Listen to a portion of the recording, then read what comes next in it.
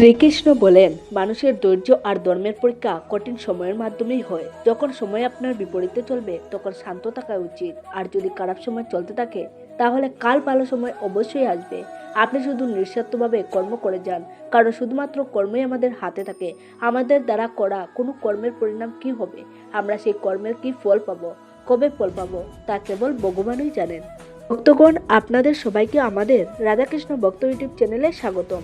প্রিয় ভক্তগণ, আজকের এই ভিডিও অত্যন্ত মাহাত্ম্যপূর্ণ, কারণ আজকে আমরা এই ভিডিওতে ভগবান শ্রীকৃষ্ণের অমূল্য বাণী শুনব, যা আপনার জীবনকে ইতিবাচক ঊর্জায় পরিয়ে দেবে। আমি অনুগ্রহ করব আপনারা এই ভিডিওটি শেষ পর্যন্ত অবশ্যই দেখুন আর ভগবান শ্রীকৃষ্ণের অমূল্য বিচার শ্রবণের আনন্দ নিন। আপনাদের যদি এই ভিডিওটি ভালো লেগে থাকে তাহলে ভিডিওতে লাইক করে কমেন্টে জয় শ্রীকৃষ্ণ লিখতে অবশ্যই ভুলবেন না।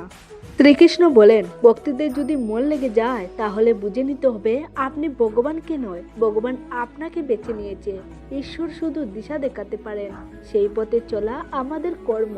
আর সেই পথে যদি কোনো মানুষ না চলে তাহলে ভগবানকে দোষ দিয়ে কোনো লাভ নেই। শ্রীমদ্ ভগবদ গীতায় ভগবান শ্রীকৃষ্ণ অর্জুনকে বলেছিলেন, এই সংসার আমারই মায়া, এই সংসার আমার থেকেই উৎপন্ন হয়েছে, আমি এর পালন পোষণ করে থাকি আর আমি এই সৃষ্টির বিনাশ করে থাকি।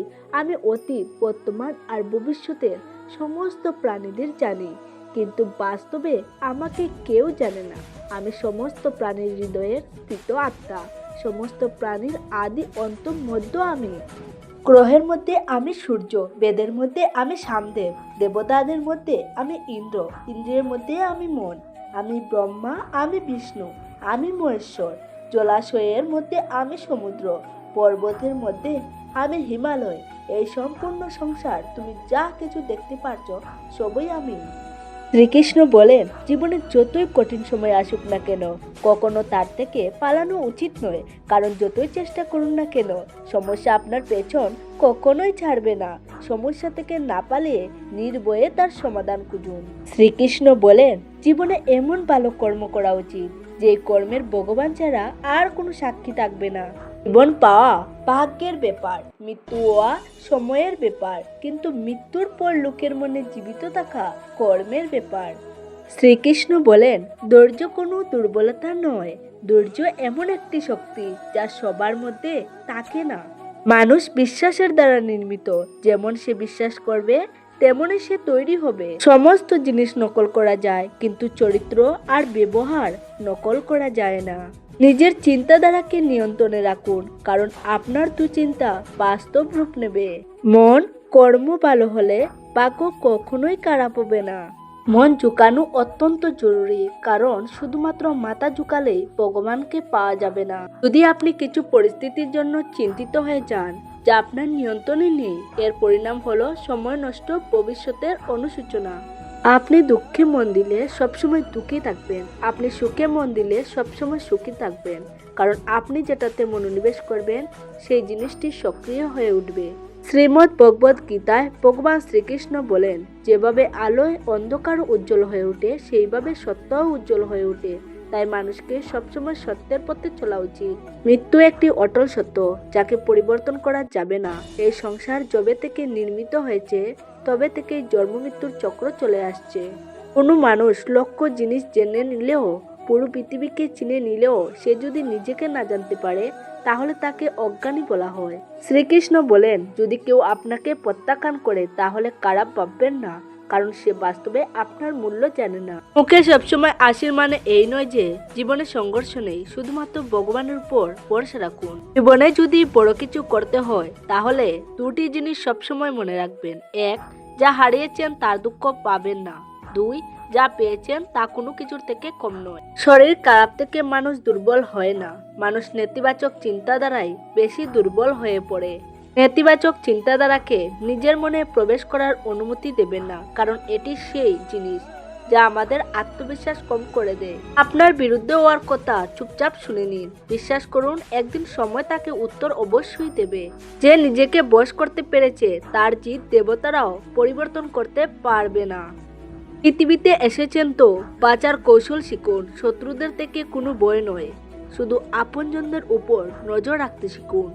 রাতভর গভীর ঘুম আসা সোজা নয়, তার জন্য সারাদিন সৎভাবে কর্ম করতে হবে। আমাদের দুর্বলতাগুলি কেবল আমরাই দূর করতে পারি, আর কেউ পারবে না। বাকি সবাই দুর্বলতার সুযোগ নিতে পারবে। যা পরিবর্তন করা যায় তাকে পরিবর্তন করুন, যা পরিবর্তন করা যায় না তাকে স্বীকার করুন, আর যা স্বীকার করা যাবে না তার থেকে দূরে চলে যান। কিন্তু নিজেকে খুশি রাখুন। নিজেকে খুশি রাখা একটি বড় দায়িত্ব। যখন আমরা নিজের সম্পর্কগুলোর জন্য সময় বার করতে পারি না, তখন সময় আমাদের মধ্যে থেকে সম্পর্কগুলো বার করে নেয়। যারা আপনার নিন্দা করে তাদের নিন্দা করতে দিন, কারণ নিন্দা তারাই করে যারা আপনার সামনে আসতে পারবে না।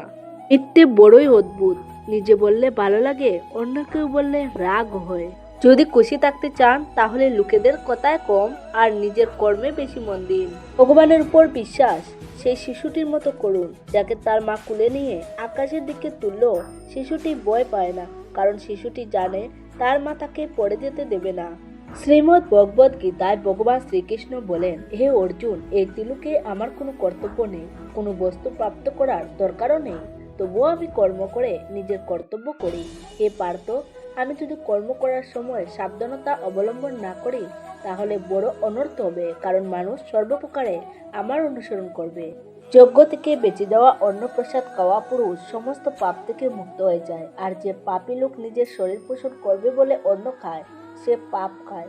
অর্থাৎ যে লোক ভগবানকে না মনে করে নিজের বেঁচে থাকার জন্য কাজ করে যায়, সেই সমস্ত লোকদের চোর বলা হয়। পৃথিবীতে যেভাবে আবহাওয়া পরিবর্তন হয়, সেইভাবেই জীবনেও সুখ দুঃখ পরিবর্তন হয়। শ্রীকৃষ্ণ বলেন, সেবা সবার করুন, কিন্তু আশা রাখবেন না, কারণ সেবার আসল মূল্য ভগবানই দিতে পারবে, কোনো মানুষ নয়। ভগবানকে ছাড়া আপনাকে কেউ বুঝতে পারবে না। জীবনে যেই আসুক সে কালী বুঝেই চলে যাবে। ভগবানের নেওয়া সিদ্ধান্ত কখনো সন্দেহ করবেন না। যদি শাস্তি পাচ্ছেন তাহলে কোনো ভুল অবশ্যই করেছেন। আপনি যদি সঠিক, তাহলে নিজেকে সঠিক প্রমাণ চেষ্টা করার দরকার নেই। শুধু সঠিক থাকুন, সাক্ষী সময় দেবে। ওখানে বসে কাঁদতে শান্তি লাগে, যেখানে শ্রীকৃষ্ণ ছাড়া আর কেউ কথা শুনতে পাবে না। ভগবান আজকে আপনাকে যতটা অপেক্ষা করাচ্ছে, সময় আসলে এত পাবেন যে সামলে রাখতে পারবেন না। মিত্রতা জরুরি, সম্পর্কও জরুরি, কিন্তু জীবনের কঠিন পরিস্থিতি দেখায় যে একলা থাকাটাও জরুরি। জীবনে এতটা পথ চলার পর একটা কথা তো বুঝেছি যে সেই গলিতে কখনো নিজের পা রাখবেন না যেখানে লোক আপনাকে সম্মান করে না। এখন তো বিশ্বাসের উপর থেকে বিশ্বাস উঠে গেছে, কারণ যার উপর সব থেকে বেশি বিশ্বাস ছিল তাকেই বিশ্বাস ভাঙতে দেখেছি। তো বন্ধুরা, ভিডিওটি আজ এই পর্যন্ত। আপনাদের যদি ভগবান শ্রীকৃষ্ণের অমূল্যবাণী ভালো লেগে থাকে তাহলে একটি লাইক করবেন আর আপনজনদের সাথে একটি শেয়ার করে দেবেন। সবাই ভালো থাকুন, সুস্থ থাকুন। দেখা হবে পরবর্তী ভিডিওতে।